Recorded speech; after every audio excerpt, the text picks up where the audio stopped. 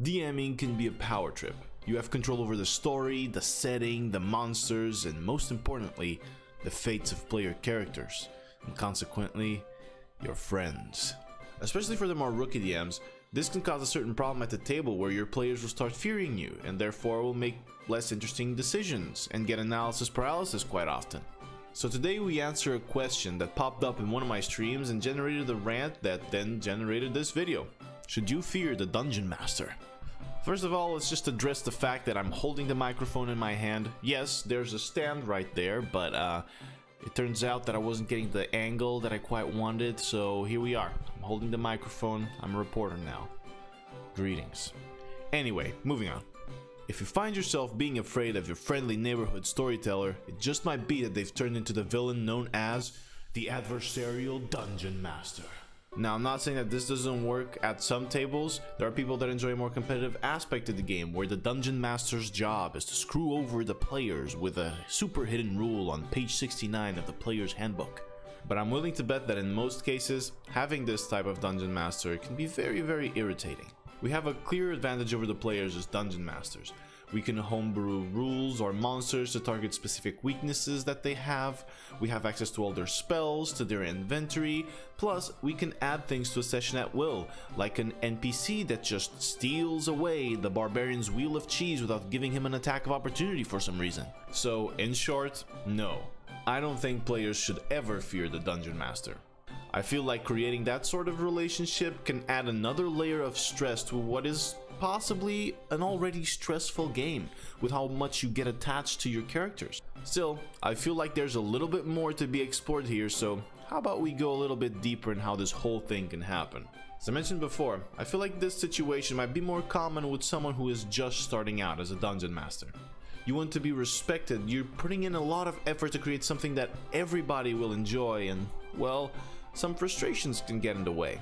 Maybe you've planned this amazing encounter, but your party is rolling like crazy, completely trampling over your dragon mammoth that shot fire through its trunk, and so now it has machine gun tusks and can't be brought below 1 HP for 4 rounds. Or you're introducing this amazing villain, you even prepared an awesome speech for them, and just as they begin talking, that one guy goes, "I cast fireball." Don't be that guy. There's tons of annoying things that can make you drop a meteor on top of your party, but fret not, there are solutions and they're actually quite simple. But before we get to that, I got a book out. It's called The Scent of Nightmares, and it's a short story or novelette about a D&D character that has been played here on this channel. It is an origin story, so no, don't worry, you don't have to watch any of our D&D sessions to get your enjoyment out of it. It is available on Amazon, Kobo, and through my Ko-Fi. The links will be down below, and all your support is very much appreciated. Thank you very much. Alright, now let's get into those solutions. I've turned British. First, I'll share a piece of advice that can be very useful for noobs to remember and for expert DMs to also keep in mind, especially if they use this as a strange way to satisfy their need for power or control, or to even stroke their egos. This ain't about you versus the players. As the Dungeon Master, you're there to help your players tell their story, and they're there to help you tell yours. It's like a symbiotic relationship of fun.